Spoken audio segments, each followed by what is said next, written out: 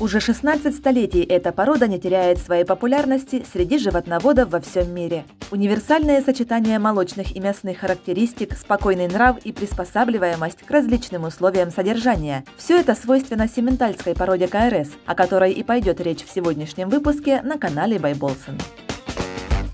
Симментальская порода КРС – одна из старейших в мире. В вопросе ее происхождения единого мнения не существует. Одна из версий гласит, что этот скот является помесью диких туров, первобытных быков, и рабочих коров, используемых гальскими племенами для добычи торфа. Но большинство экспертов сходятся на том, что у симменталов скандинавские, в частности швейцарские корни, а название породе дала альпийская река Сим. В некоторых источниках европейские селекционеры называют симменталов бернской породой, что является производной от бернского высокогорья. Несмотря на то, что история этого скота берет начало еще в V столетии, интерес со стороны животноводов и селекционеров симментальская порода получила только в XIX веке, когда скот обрел нынешние черты и характеристики. Ведь вплоть до XVIII столетия животные имели посредственные показатели продуктивности, были крепко сбитыми, но низкорослыми.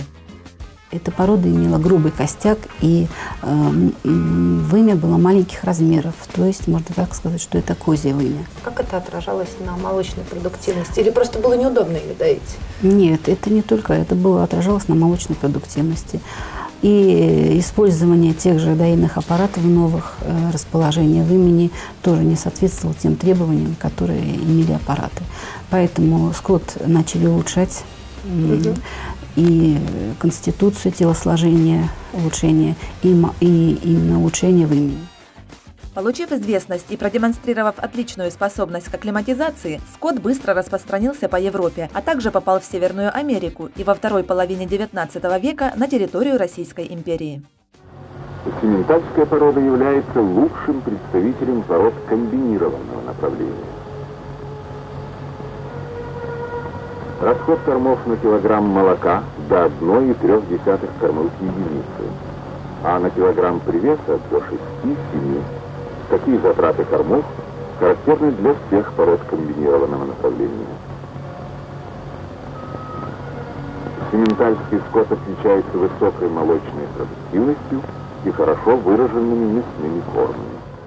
Во времена СССР симментальские коровы хорошо показали себя во многих хозяйствах и достигали высот по молочной продуктивности. С помощью бычков-симменталов в России улучшали генетику местных коров. В городе Сычевка Смоленской области был расположен самый известный советский племрепродуктор симментальской породы. Скот участвовал в выведении Бестужевской, Красной Тамбовской, Сычевской и других пород. Симменталы прекрасно акклиматизируются в самых разнообразных районах, от Белоруссии до Сахалина, от Урала до Армении, и широко используется для повышения продуктивности местного скота. Благодаря своим высоким продуктивным качествам симментальский скот по численности занимает у нас первое место среди всех разводимых пород. Что касается мясной продуктивности, то в свое время хорошие результаты показал бородинский тип породы, а в Воронежской области привес бычка «Наследник-2» составил 1,5 килограмма в сутки. Среди коров-рекордсменок Мальвина, Чернощекая и Летка с удоем за лактационный период от 14 до 15 тысяч килограмм молока и жирностью, достигающей 5%. А в Венгрии от буренки по кличке Дама удалось получить 19 665 килограмм молока в год. Воротка. Чемпионка ВДНХ 1964 года. Живой вес 770 килограммов. Удой по 4-й лактации 6508 килограммов. Жирность молока 6,4%. Или 392 килограмма молочного жира за лактацию.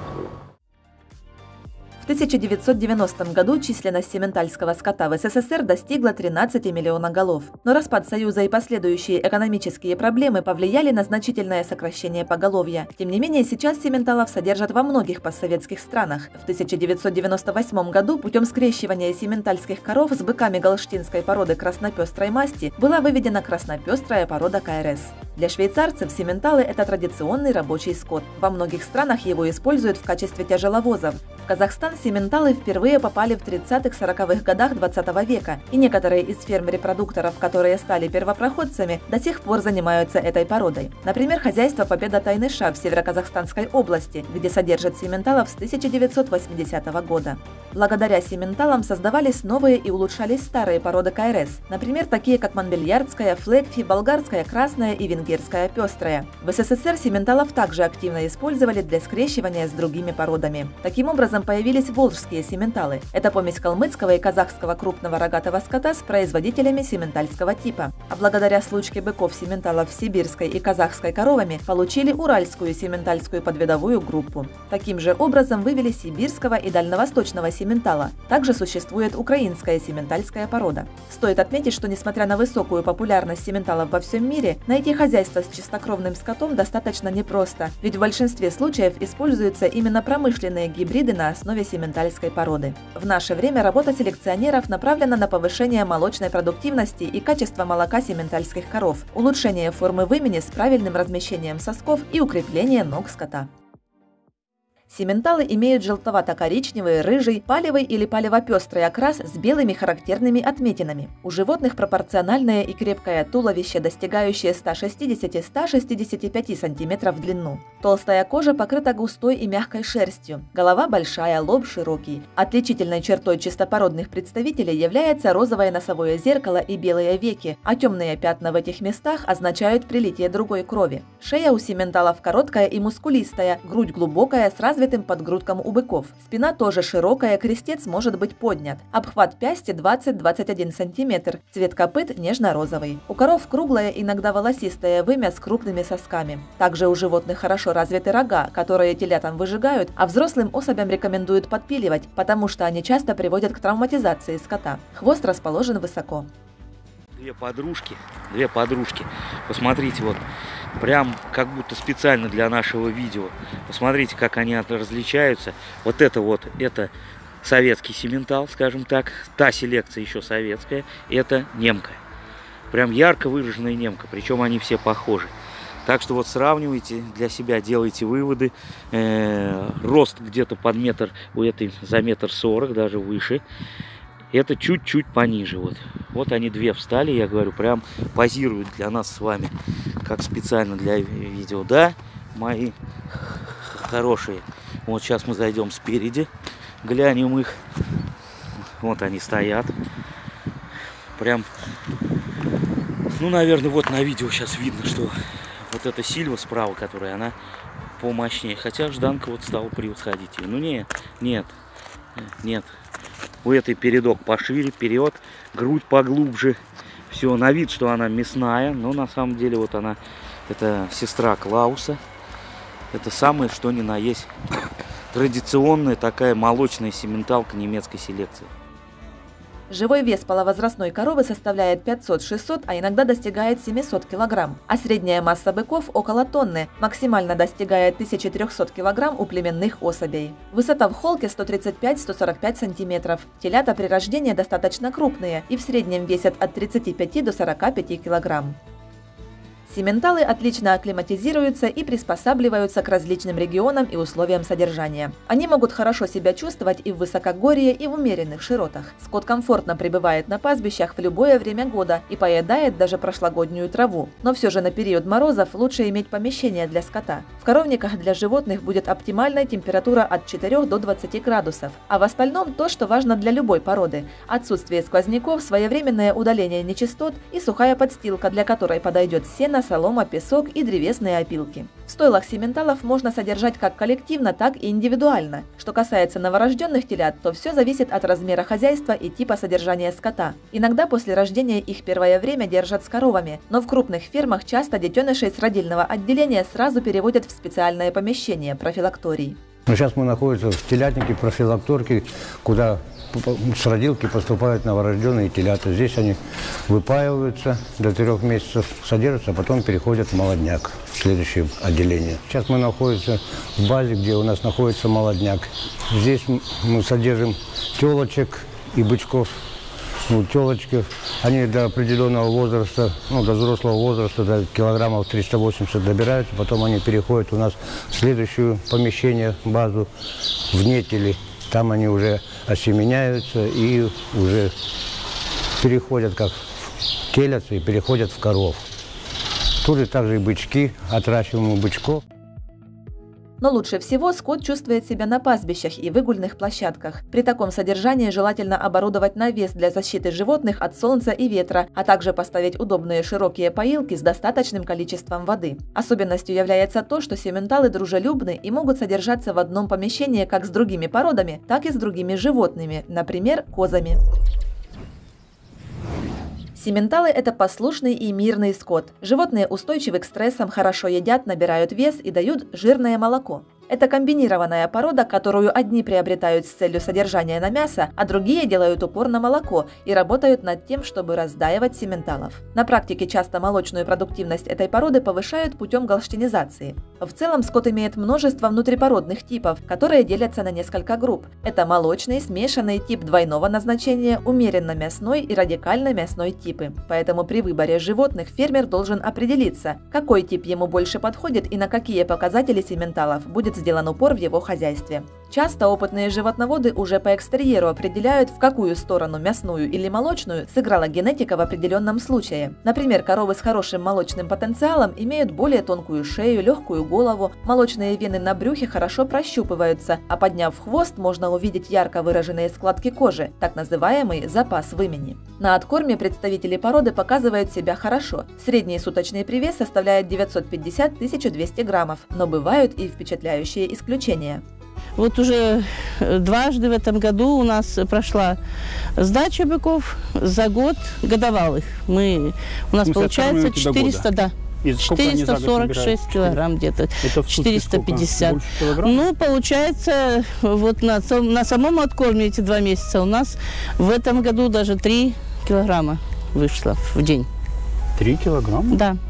Ничего себе. Вы не поверите. В чем секрет? У вас в правильном кормлении. У нас, конечно, очень много посевных площадей. У нас как вовремя и всегда нормально проходит кормозаготовка. За счет высокой интенсивности роста уже в полгода телята весят около 200–250 килограмм. Это позволяет немного раньше ставить животных на откорм. В год вес бычков достигает 400–450 килограмм, а в 18 месяцев скот весит 500–650 килограмм. Убойный выход 50–55%. Во многих странах симменталов скрещивают с молочными породами для повышения их мясной продуктивности. Сегодня у нас день рождения у Симки. Исполнился ему год. Ну и вот посмотрите на контрасте даже, какая спина вот у этих бычков и какая у Симки. Вот Рыжик 1 числа 403 килограмма показал. Симка выглядит со своей спиной намного больше. Сбоку он, конечно, не очень огромный бык. Он не очень длинный. Он в толщину мощный. Обхват груди у него сегодня составил 182 сантиметра. По весу это 469 килограмм. Он обогнал Лунтика.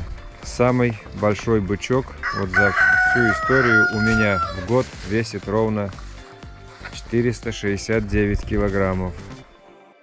Одной из особенностей породы является длительное половое созревание. Первый отел случается в 28–30 месяцев, но это хорошо влияет на показатель стельности, который у симментальских коров достигает 93%. Материнские качества у животных отличные. Молочная продуктивность коров в разных регионах содержания отличается. В начале распространения по территории СССР животные давали около 3500 литров молока за лактационный период. Но сейчас объемы выросли. В среднем коровы дают 5–6 тысяч килограмм молока в год, а в племенных хозяйствах встречаются показатели и намного выше. В сутки от буренок получают от 15 до 25 литров молока, жирностью около 3,7–4% и содержанием белка 3,3–3,5%. Но все зависит от кормления, условий содержания и генетики. Индекс вымени 42–45%. Количество соматических клеток в молоке низкое.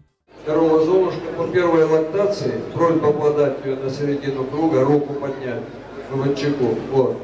Она имеет ногой по первой лактации 9008 килограммов, 9 тонн молока. За лактацию она дала. Жирностью 4%, белок 3,2. Ее вес 600 килограмм. Стабильную молочную продуктивность животные сохраняют около 5-6 лет, что говорит о выносливости и долговечности породы. К машинному доению коровы адаптируются достаточно легко. Представители симментальской породы – это любители поесть. В день одна особь должна получать 7 кг сухих и 4 кг сочных кормов. Но они не привередливы в выборе пищи, поэтому больших сложностей в том, чтобы прокормить животных, не будет. Телята тоже рождаются с активным интересом к еде, долго питаются материнским молоком и легко переходят с одного на другой тип кормления. Это наш телятник, который содержится телята от 1 до 4 месяцев. Мы их поим молоком 3 литра, разовый, 2 раза, это получается 6 литров в день. Также потом идет кормление сена, силос, дробленка и корма. Стартом пользуемся до 4. А после 4-5 месяцев мы переводим в другой телятник. В зависимости от сезона основу рациона составляет свежая и сухая трава. Животные очень любят луговую и полевую растительность. С весны и до глубокой осени скот содержат на пастбищах или выгульных площадках, но даже нагуливаясь на открытом пространстве, животные не против подкрепиться вечерней порцией сена люцерны с клевером. Зимой вместо сочных кормов на замену в рацион симменталов вводят корнеплоды – измельченную морковь, кормовую свеклу, капусту, также яблоки, запаренные кукурузные листья и початки. Качественное бобовое сено и отварная кукуруза поможет скоту сохранить молочную и мясную продуктивность в зимний сезон. В целом, формируя рацион, важно отслеживать, как животные на него отзываются и как меняется продуктивность в зависимости от того или иного компонента. Формируем как? Грубые, сочные, кукурузу в основном выращиваем, сено производим, муку, добавки тоже добавляем. У нас свой комбикормовый цех. Которые добавляем и формируем. Монокальций, фосфат для коров добавляем, и там для свиней там мел добавляем. Жом употребляем тоже, он дармовой корм, который от сахарной промышленности. Ну и даже добавки, как наш коровань, как алкоголики, барду тоже добавляем. Когда она есть, завозим барду. Они у нас привыкли так, молока даже. Как барда нет, молока немножко сокращается. У симменталов достаточно нежный желудок, поэтому животных не рекомендуется кормить сухим овсом, пшеницей и ячменем из-за риска травмироваться острыми остатками колосьев. Добавлять эти компоненты в рацион допустимо только при варке их до полной мягкости. Также скот подкармливают комбикормами, дают пойло с отрубями, макухой и белковыми кормовыми концентратами. Молодую кукурузу или сено в свежем виде скоту лучше не давать, его рекомендуют провялить на солнце несколько дней. Овес для молодняка, это жмых для коров. Ну, коров и молодняк мы кормим жмыхом. Жмых подсолнечный? Нет, подсолнечный мы не берем. Жмых рапсовый либо льняной. Вот пока сейчас льняной, а вообще рапсовый в основном берем. Это вот ячмень. Вот он дробит, по рацион я составляю, даю ему распечатку, сколько чего в каждый рейс ложить. Вот он добавляет. Вот. Ячмень надробил, жмых надробил, вот иммунофертил и примекс для коров. Это вот гранулы для телят, правда, мыши поели, гады. Это вот трикальций фосфат мы еще телятам даем. Это вот гранулы, это вот с 7-дневного возраста мы кормим гранулами, то есть идет привыкание. Там витамины, там антибиотики, там, в общем, приготовленные корма.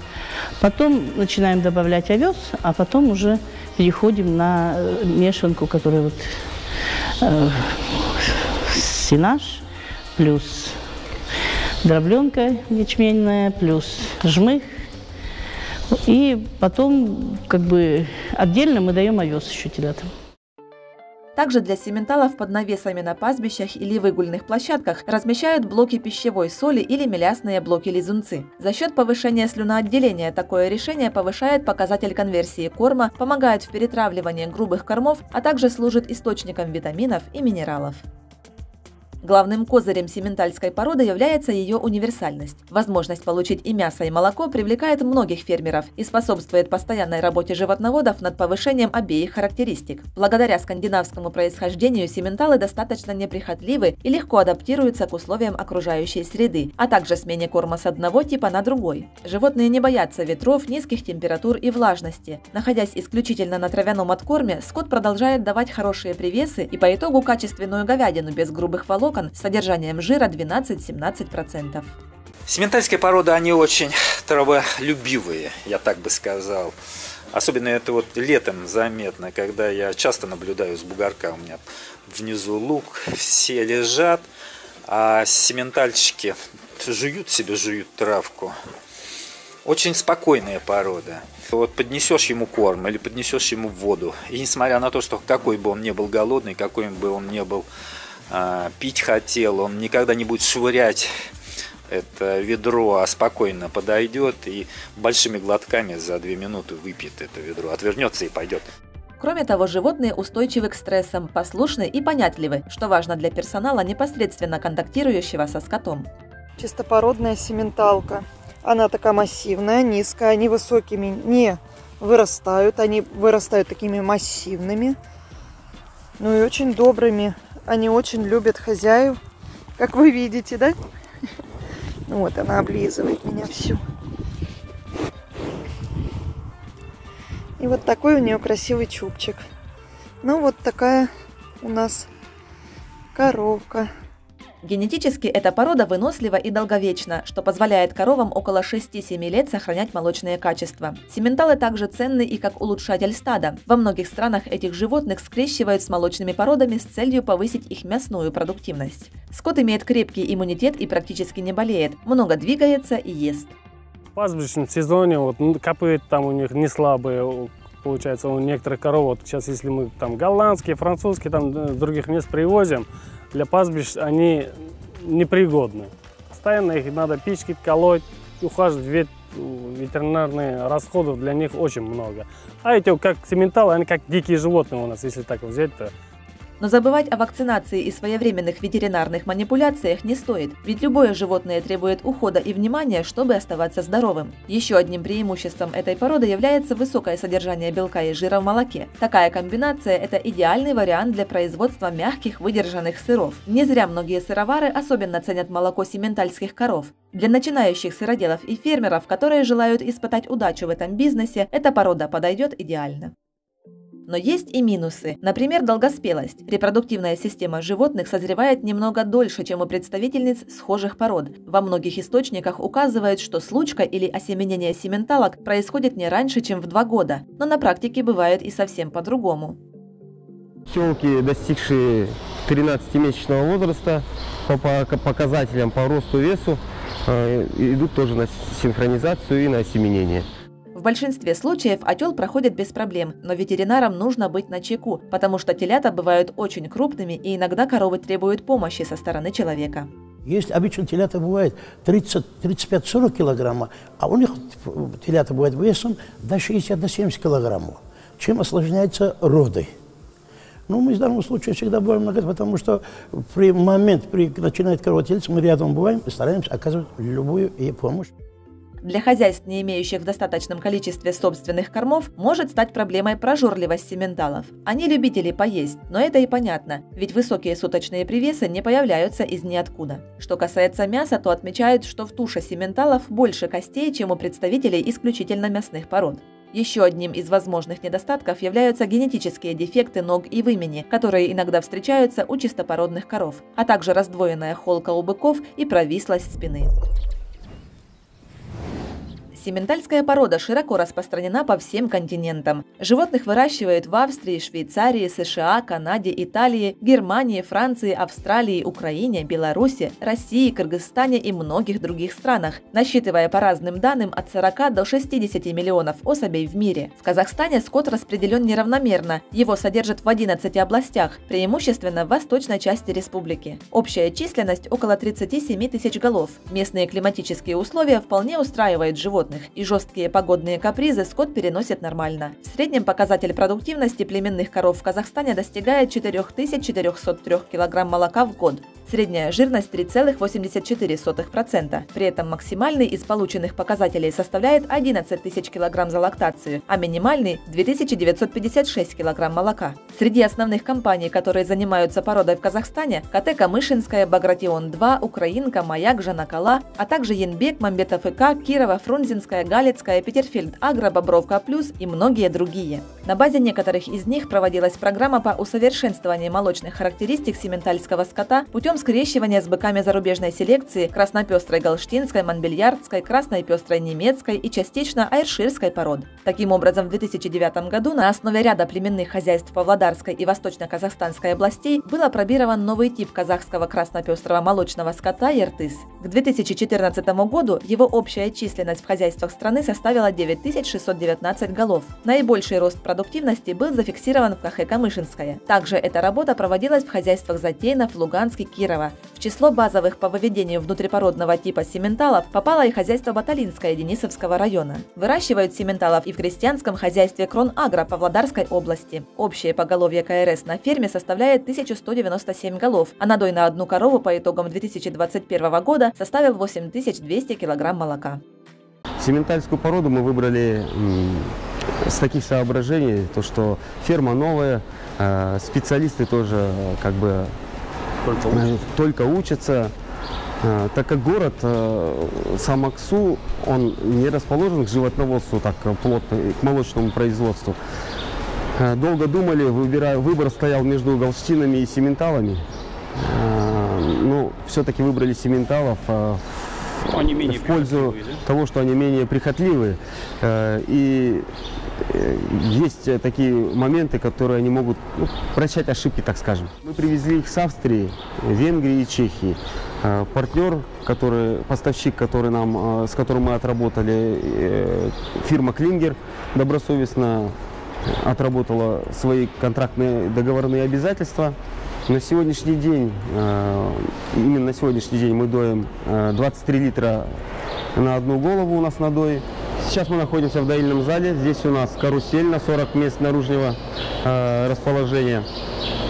Дойка в 2 раза, утро-вечер. Данную карусель поставляла нам фирма Вестфалия, Казахстан. Данный доильный зал, карусель, позволяет быстро пройти процесс дойки. Мы где-то буквально за 3-3,5 часа у нас проходит дойка в 1000 голов. Коровы наши охотно идут на карусель, спокойно стоят, отдаиваются. В 2019 году в Северный Казахстан впервые завезли симменталов из Чехии. Поставка 60 голов скота осуществлялась по программе СыбАГА, а приобрел животных фермер Сакен Нургалиев из села Донецкое Северо-Казахстанской области. По этой же программе симменталы приехали и в Жамбылскую область. В Жамбылскую область для улучшения экспортного потенциала мясного направления региона впервые завезли племенной скот германской породы симментал. 112 голов крупного рогатого скота общей стоимостью 80 миллионов тенге в рамках государственной программы СыбАГА закупили 2 крестьянских хозяйства – хозяйства Таласского района Энтымак и Каусар. В 2019 году 400 симментальских коров и 7 быков завезли и на молочную товарную ферму Заградовская. В сутки здесь получают 7-7,5 тонн молока, а семенение на ферме двуполое, выход телят 72%. Конечно, мы еще всему учились, у нас не очень получалось. Надаивали примерно, от каждой коровы где-то 18,6-19 литров молока. Почему выбрали симменталов? Потому что симменталы легче приживаются, во-первых. С ними проще в наших условиях, чем с чернопестрым скотом. А потом чернопестрый скот очень нежный. Очень много болезней, хотя и у этих, не так много. И потом, если вдруг выбраковка, то от этих хотя бы мясо еще есть, а с чернопестрых мяса нет. И, в принципе, это оптимальный вариант.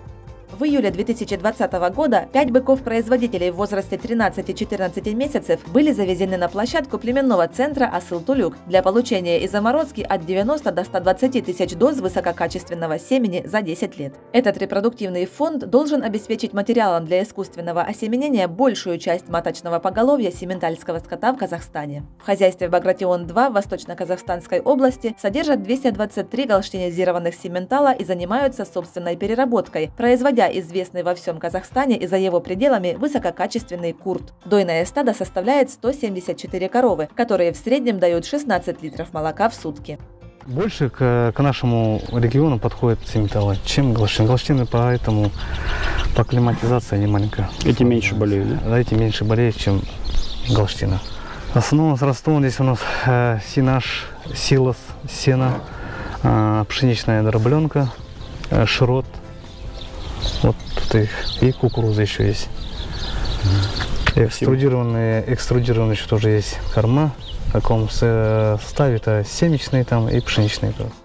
В 2022 году партию нетелей симентальской породы из Чехии и Словакии завезли в павлодарское хозяйство «Актагай Агро». За год компания планировала приобрести 1000 голов породного скота. В январе этого года в рамках комплексного плана развития Североказахстанской области и поддержки социально-предпринимательской корпорации «Солстук» 192 головы симентальской породы КРС из Австрии прибыли в хозяйство «Герд», расположенное в селе Власовка Аккаинского района. Затратили 230 миллионов тенге на приобретение коров.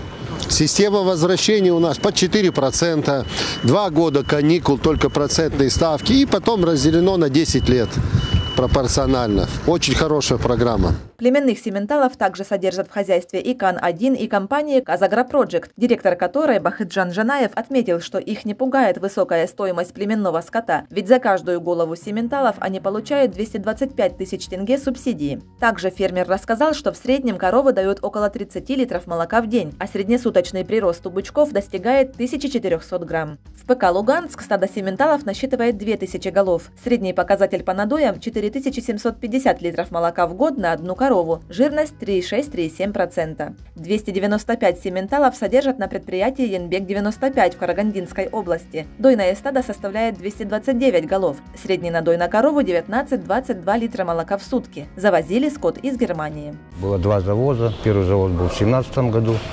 186 голов завезли, во второй. В 2018 году еще 95 голов завели. Но сейчас мы находимся в доильном отделении, где у нас установлена елочка на 28 мест. Сразу заходит 28 коров доится. И доим мы 3 раза в день, утром, в обед и вечером. Полученное молоко за сутки около 4 тонн мы отправляем в молочный завод на Тиже. Осеменение у нас происходит искусственное осеменение. Мы применяем тоже двухполовое семя. Выход телят у нас процентов 90 выходит. Случались и скандальные истории с импортом симентальского скота. В 2019 году казахстанского фермера Кайрата Жанибекова, главу хозяйства агрокомплекс «Сулышок», вынуждали вернуть назад в Чехию 50 голов племенных симентальских телок, которых предприниматель купил накануне и уже прокормил 4 месяца. Основанием для таких требований стало протокольное поручение вице-министра сельского хозяйства о запрете ввоза скота из Чехии, основанное на том, что ранее было 30 случаев фальсифицированного ввоза беспородного скота из Чешской Республики под видом племенного. Фермер же заключал контракт со словацкой фирмой, но в ходе разбирательств оказалось, что поставщики в свою очередь закупили скот в Чехии. Я остался со своими проблемами. Затраты, конечно, 4 месяца продержать скот и непонятно как остаться.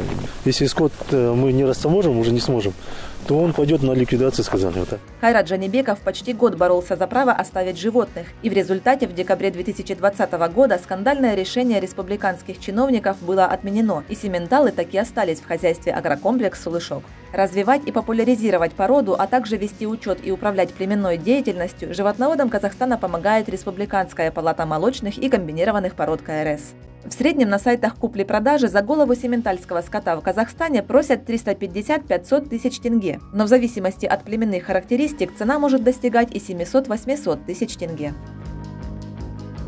Первый интересный факт о породе касается ее окраса. В некоторых регионах Америки встречаются не рыжие с белым, не палевые, как мы привыкли видеть, а черные сименталы. Мы приехали на первую ферму. Значит, здесь стоят красный ангус и, внимание, первый раз. Это не черный ангус, это черный симентал. Первый раз слышу такую породу. Вот можете на них посмотреть. Из эластичной и тяжелой кожи симментальского скота изготавливают одежду, обувь и другие изделия, а из рогов и копыт делают расчески и пуговицы. Также интересным является тот факт, что у коров данной породы высокий шанс появления двойняшек. Такая вероятность составляет 5%. Кроме того, существует мнение, что кудрявый хвост у коров свидетельствует о высокой молочности животного. Несмотря на универсальность симменталов, многие животноводы в наше время все-таки выбирают специализированные исключительно молочные или мясные породы скота. Но содержание высокопродуктивных животных потянет не каждое хозяйство, ведь это и затратный, и хлопотный процесс. Поэтому давно знакомые симменталы сохраняют свою популярность среди фермеров и достаточно широко представлены по всему миру. Ведь для мелких и средних хозяйств, а также для подворного содержания, эта порода подходит идеально. Друзья, если у вас есть опыт содержания симменталов, как всегда просим поделиться им в комментариях. Напишите, за что вы любите этот скот или почему не предпочитаете симментальскую породу. И не забудьте отметить наше видео лайком, а также поделитесь им с другими. Для нас это очень важно. Спасибо за просмотр и до встречи в новых выпусках.